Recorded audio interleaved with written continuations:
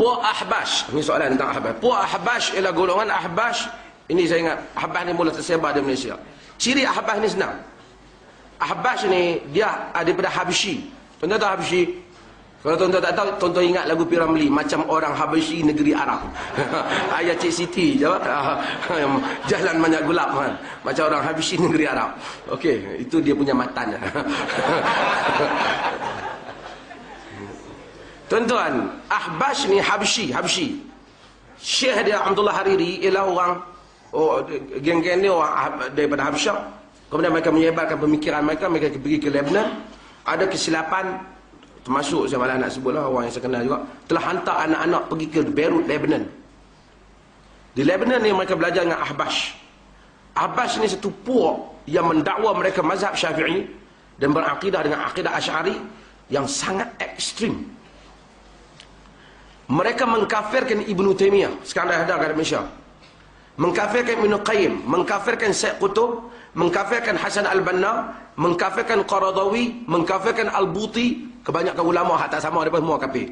Kalau dia kenal saya memang awal-awal lagi dia kafir.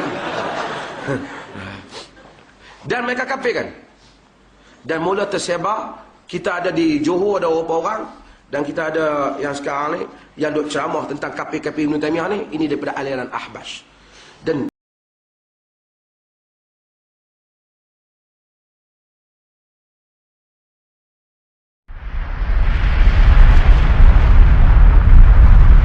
kemudian antaranya almarhum al-muhaddits Syekh Abdullah Al-Harari. Ini pun ulama hebat juga. Yang ni ustaz pernah sempat dengan Syekh ni. Syekh Abdullah Al-Harari ni seorang alim ulama yang hebat dalam ilmu hadis dan juga ilmu akidah. Beliau juga banyak menulis kitab-kitab bab akidah dan juga kitab-kitab membongkar ajaran-ajaran sesat seperti Wahabi, Hizbut Tahrir dan lain-lain. Antara kitab yang masyhur membongkar hakikat Ibnu Taimiyah, Al-Maqalat As-Sunniyah fi Kashfi an Dalalat Ibn Taimiyah. Karangan Imam Syekh Al-Harari ini, ya, dalam tu dia menyebut bagaimana akidah Ibn Taimiyah yang sebenar berdasarkan kenyataan-kenyataan daripada kitab Ibn Taimiyah sendiri dan juga penjelasan daripada alim ulama. Ya, dan beliau ini memang seorang yang warak, seorang ahli tasawuf yang terkenal, sufi yang tawadhu, tapi banyak orang fitnah dia. Macam-macam orang fitnah Syekh Abdullah Al-Harari ni banyak. Dia ada yang mengatakan Syekh Abdullah Al-Harari ni suka mengkafirkan orang. Nampak je orang datang kat muka dia kafir. Bohong. Saya sendiri pernah bertemu dengan Syekh Abdullah Al-Harari. Dia tak kafir pun saya. Dia tidak menyesatkan saya. Dia sama seperti ulama-ulama yang lain. Cuma dia ni agak fokus kepada pendedahan golongan Wahabi. Wahabi marah sangat dengan dia. Ya, ulama-ulama lain pun mendedah juga Wahabi, tapi Syekh Abdullah Harari ni dia tegas. Sebab tu Wahabi dia tak boleh berhujah dengan Syekh Abdullah Harari. Dengan Syekh Abdullah Harari pun tak boleh, dengan anak murid dia pun tak boleh. Slender Wahabi.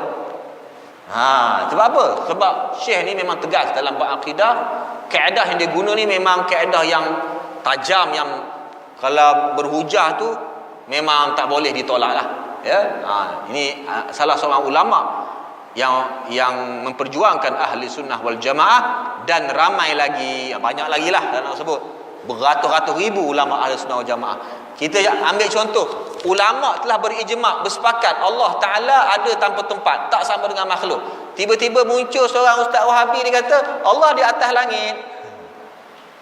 Tuan-tuan nak ikut seorang Wahabi ke ribuan alim ulama? Kita ikut majoriti ulama lah. Sebab apa Ustaz selalu ulang pasal Wahabi? Sebab Wahabi yang banyak membawa kacau dalam bab akidah. Yang lain pun membawa kekacauan juga, tapi yang ni lagi dahsyat. Depan orang awam warak wabarkun lah. Ya, tapi hakikatnya mereka menyebarkan dakwah yang kufur, yang bercanggah dengan ajaran Islam.